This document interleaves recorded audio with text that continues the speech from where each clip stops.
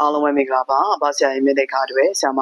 ထောင်းမော်ဝီပေါ်တိုင်းမှာဖြစ်ပါတယ်။ခုနှစ်ရက်သားမိအတွက်2026ခုနှစ်တစ်နှစ်ပတ်လုံးကန်ဆာတာတွေပွင့်လန်းဖို့ကံပွင့်နေဓာတ်ပွင့်စေတယ်။မိမိကိုယ်ကိုကံပွင့်အောင်တက်ဆင်တဲ့ရေတရားနီကိုပြပြပေးမှာဖြစ်ပါတယ်။အဲ့တော့ခုနှစ်ရက်သားမိတွေဘာလုပ်ငန်းဝယ်လို့ဘယ်ကုန်ပစ္စည်းတွေကိုပဲရောင်းမိမိတို့အယောင်းဝယ်တွေကောင်းဖို့ကံတွေပွင့်လန်းဖို့ဒီတစ်နှစ်မှာဒီ2026တက်နှစ်လုံးငွေကြေးနဲ့ပတ်သက်တဲ့ကံတွေကောင်းဖို့မိမိတို့ရစရာရှိတဲ့ငွေတွေမကြန့်ကြာစေဖို့လက်တွေမပိတ်ဖို့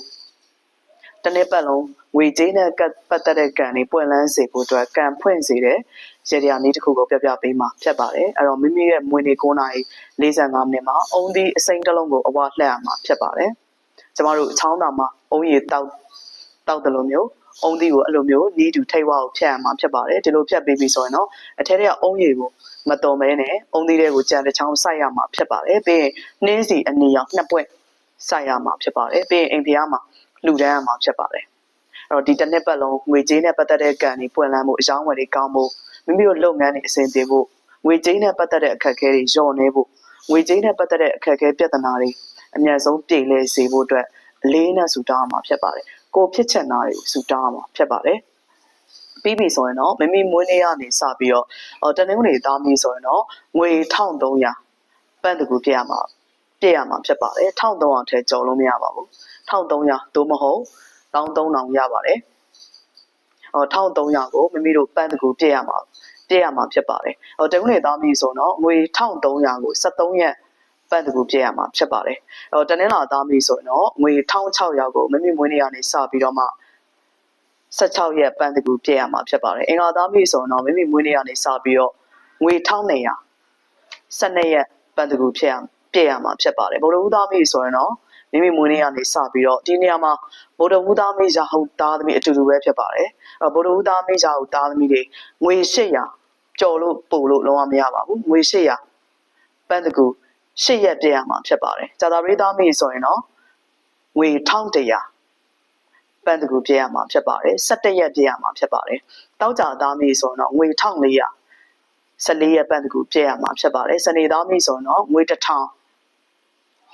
10ရက်ပန်းတကူပြည့်ရမှာဖြစ်ပါတယ်ဒီလိုပန်းတကူပြည့်ခြင်းအဖြစ်တစ်နှစ်ပတ်လုံးမှာငွေကြေးနဲ့ပတ်သက်တဲ့ကံတွေကောင်းလာစေမှာဖြစ်ပါတယ်ပြီးရင်တော့မိမိတို့စံအတန်လက်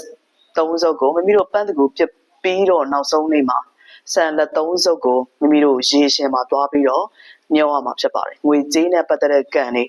ကောင်းစေဖို့အတွက်အလေးနဲ့ဆူတောင်းမှာဖြစ်ပါတယ်အဲ့တော့ဒီရေတွေလုပ်ပြီးပြီတော့ငွေကြေးနဲ့ပတ်သက်တဲ့ကံတွေကောင်းလာစေမှာဖြစ်ပါတယ်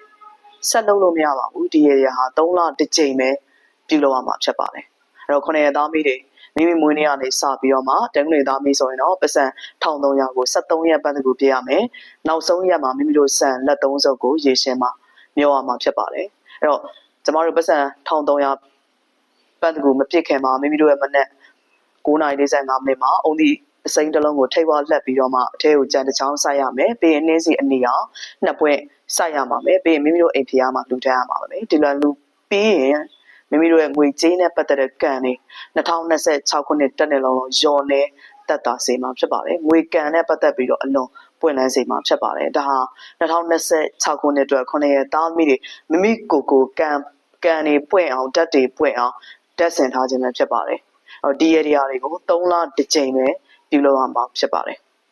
2025ခုနှစ်မှာ9ရက်သားမိတွေမိမိကိုကံဖွင့်တက်ပွင့်စေတဲ့ရတရားပြုလုပ်ခြင်းအဖြစ်ငွေကြေးနဲ့ပတ်သက်တဲ့ကံတွေညော်နေပြီးတော့ငွေကံနဲ့ပတ်သက်ပြီးတော့အထောက်ပံ့ကောင်းတွေများစွာ